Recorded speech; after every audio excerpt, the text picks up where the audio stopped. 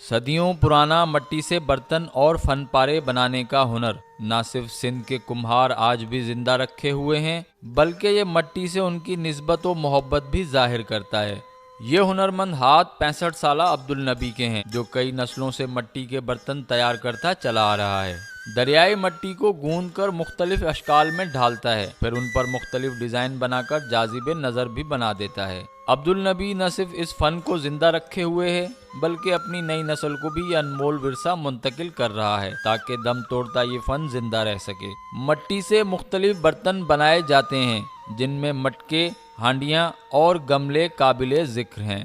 इन बर्तनों की तैयारी के लिए पहले मट्टी को कूट कर बारीक किया जाता है, फिर इसे छाना जाता है। इसके बाद मट्टी को पानी की मदद से गूंदा जाता है, फिर गूंदी गई मट्टी को मुख्तलिफ शक्ल में ढालकर बर्तन बनाए जाते हैं। आखिरी मरहले में इन बर्तनों को सूरज की तपिश पर खुश्क करके भट्टी में पकाया जाता है। मट्टी के बर्तनों का इस्तेमाल और तैयारी इस खित्ते का सदियों पुराना विरसा है।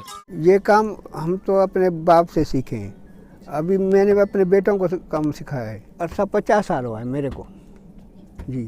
65 साल उम्र है, 15 साल का था इस काम से लगा। जितनी मेहनत है उतनी इसमें अजरत नहीं है, उतना पैसा नहीं मिलता है हमारे को मेहनत का। हाँ, लेकिन अभी जो काम करते हैं गुजारा तो करना है ना। हे असां मटको वठी वेंदा आहिनि, हे 50 रुपए 30 रुपए वठी वेंदा आहिनि। को नंढो आहे त 30 रुपया, वॾो आहे त 50। हाँ, दुकानदार वो 20 ही तो दे। असांखे छा फल। जितनी मेहनत है ना उतना फल नहीं मिलता है। देखो हर चीज़ महंगी है और महंगी भी हो जाती है।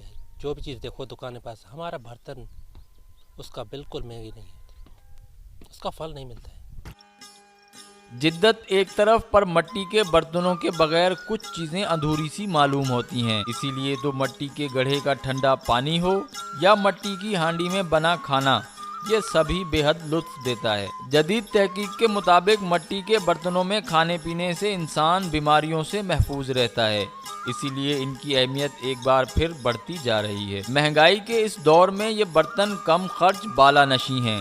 वक्त गुजरने के साथ साथ मट्टी के बर्तनों का इस्तेमाल कम हुआ है, ताहम इस पेशे से वाबस्ता हुनरमंदों ने अपनी मुनफरिद, दिलकश और तख्लीकी सलाहियतों से न सिर्फ इस फन को जिंदा रखा हुआ है, बल्कि रिवायती बर्तनों के बजाय आराइशी बर्तन और खूबसूरत रंगों से तैयार करदा गमलों के जरिए इस फन को जदीद शक्ल दी है।